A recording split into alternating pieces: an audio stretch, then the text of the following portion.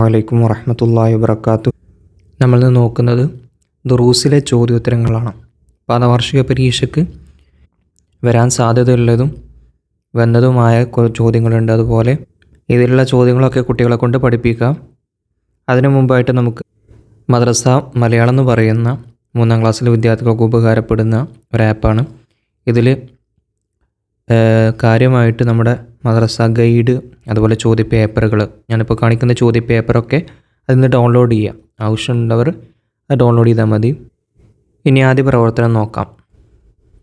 1ാമത്തെ പ്രവർത്തനം യോജിച്ചവ ചേർക്കാം എന്നതാണ്. ഇവിടെ ഇടത് ഭാഗത്ത് കാണുന്ന ഓപ്ഷൻ അതെന്ത് ചെയ്യണം, ഇങ്ങോട്ട് എടുത്ത് എഴുതണം. 1 അബ്ദുല്ലാഹിബ്നു മുബാറക്. അബ്ദുല്ലാഹിബ്നു മുബാറക് എന്ന് പറയുന്നവർ ഇവിടെ ഇടത് ഭാഗത്ത് കാണാം. മഹാപണ്ഡിതൻ. 2 കഴിക്കുന്ന ഭക്ഷണം. നാം കഴിക്കുന്ന ഭക്ഷണം എങ്ങനെയുള്ളതായിരിക്കണം? ഹലാലും തൊയ്യിബും ആയിരിക്കണം. 3 ഭക്ഷണത്തെ ഡാഷ് എന്താണ്? കുറ്റപ്പെടുത്താതിരിക്കുക. ഭക്ഷണത്തെ കുറ്റപ്പെടുത്താതിരിക്കുക, അത് ഭക്ഷണത്തോട് കാണിക്കുന്ന മര്യാദയാണ്. 4 ഭക്ഷണത്തിലേക്കും പാനീയത്തിലേക്കും ഡാഷ്. ഇടത് ഭാഗത്ത് കാണാം ശ്വാസം വിടാതിരിക്കുക. 5 അയൽവാസികളെ സ്നേഹിക്കണം. അയൽവാസികളെ സ്നേഹിക്കണം. 6 കുടുംബക്കാരെ സൽക്കരിക്കുക. കുടുംബക്കാരെ സൽക്കരിക്കുക. 7 ഭക്ഷണം കഴിച്ച ശേഷം വിരലുകൾ ഊമ്പുക. 1ാമത്തെ പ്രവർത്തനം കഴിഞ്ഞു. ഇനി 2ാം പ്രവർത്തനം 2 വീതം എഴുതുക. 1 കുടുംബക്കാരുമായി നല്ല ബന്ധം പുലർത്തിയാൽ ലഭിക്കുന്ന ഗുണങ്ങൾ. 2 എഴുതിയാൽ മതി, നമുക്കത് മുഴുവനും പറയാം. 1ാമത്തേത് റിസ്ക് വിശാലമാകും. മറ്റൊന്ന് ആയുസ് കൂടും. മറ്റൊന്ന് സ്വർഗത്തിൽ കടക്കാൻ കാരണമാകും. 4ാമത്തേത് നമ്മളും അവരും തമ്മിൽ സ്നേഹം വർദ്ധിക്കും. 2ാമത്തെ ചോദ്യം അയൽവാസികളോടുള്ള കടമകൾ. നമുക്ക് അയൽവാസികളോട് എന്തൊക്കെ കടമകളുണ്ട്? 1 അവരെ വേദനിപ്പിക്കാതിരിക്കുക. 2 അവർ നമ്മെ വേദനിപ്പിച്ചാൽ നാം പൊറുക്കുക. 3 അവരെ ബഹുമാനിക്കുക. 4 അവർക്ക് ഗുണം ചെയ്യുക. 5 അവരെ സന്ദർശിക്കുക.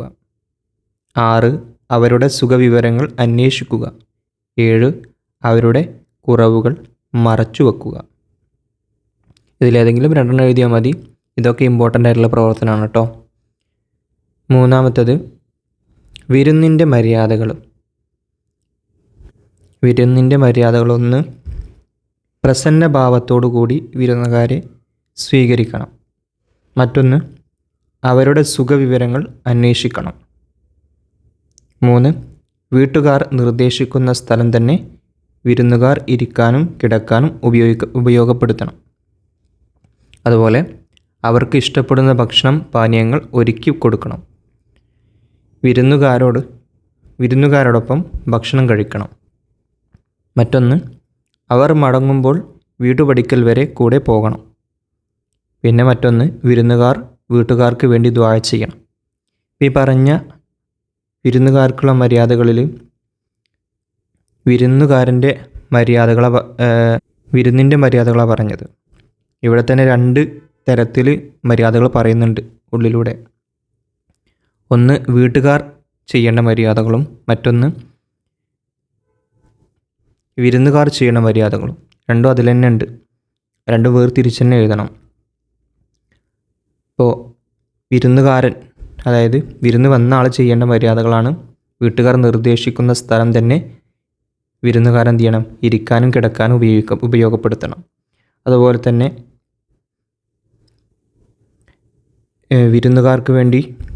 വിരുന്നുകാരന് വേണ്ടിയിട്ട് എന്ത് ചെയ്യുക, പ്രത്യേകം ദുആ ചെയ്യുക. വിരുന്നുകാർ വീട്ടുകാർക്ക് വേണ്ടിയിട്ട് എന്ത് ചെയ്യുക? പ്രത്യേകം ദുആ ചെയ്യുക. അത് ഈ രണ്ട് നിബന്ധനകളും, ഈ രണ്ട് മര്യാദകളും ഇത് രണ്ടും ആർക്കുള്ളതാണ്? വിരുന്ന് വന്ന ആൾക്കുള്ളതാണ്. ബാക്കിയുള്ള ഭാഗങ്ങൾ പറയുന്നുണ്ടല്ലോ, അത് മൊത്തം വീട്ടുകാർക്കുള്ളതാണ് കേട്ടോ. ഇനി അടുത്ത പ്രവർത്തനമാണ് ഉത്തരം എഴുതാം. 1. ആരാണ് നമ്മുടെ അയൽവാസികൾ? ആരാണ് നമ്മുടെ അയൽവാസികൾ? അതിൻ്റെ ഉത്തരം നമ്മുടെ വീടിൻ്റെ ഓരോ ഭാഗത്തേക്കുമുള്ള 40 വീടുകളിലുള്ളവർ നമ്മുടെ അയൽവാസികളാണ്. 2. ആരാണ് കുടുംബക്കാർ? നമ്മൾ കുടുംബം എന്ന് പറയാറുണ്ടല്ലോ, ആരാണ് കുടുംബക്കാർ?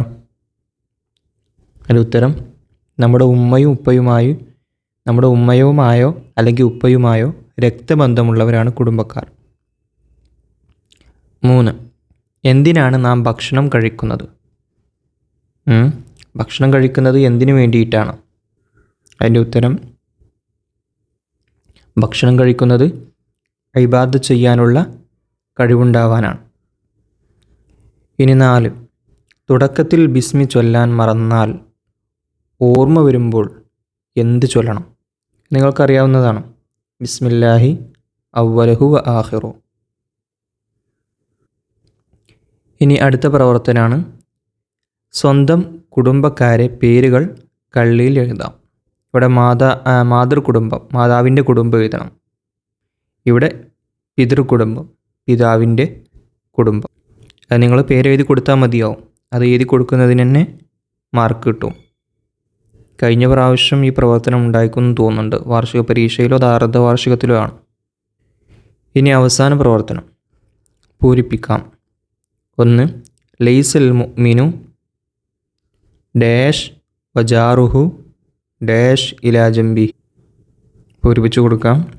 ലൈസൽ മുഅ്മിനുല്ലദി യശ്ബഉ വജാറുഹു ജാഇഉൻ ഇലാ ജംബി. 2. മൻ കാന ഡാഷ് ബില്ലാഹി ഡാഷ് ലൈഫുഹു. പൂരിപ്പിച്ചു കൊടുക്കാം. മൻ കാന യുഅ്മിനു ബില്ലാഹി വൽ യൗമിൽ ആഖിരി ഫല്യുക്രിം ലൈഫഹു. ഇനി അവസാന പ്രവർത്തനമാണ് ക്രമത്തിലാക്കാം. ഇവിടെ ഡിസോർഡർ ആയിട്ടാണ് കൊടുത്തിട്ടുള്ളത്, അത് ഓർഡറിലാക്കണം. നമ്മൾ ഭക്ഷണം കഴിച്ച ശേഷം പ്രാർത്ഥിക്കേണ്ട ദുആ ആണ്. അതിലൊന്നാമത്തെ ഏതാ വരിക?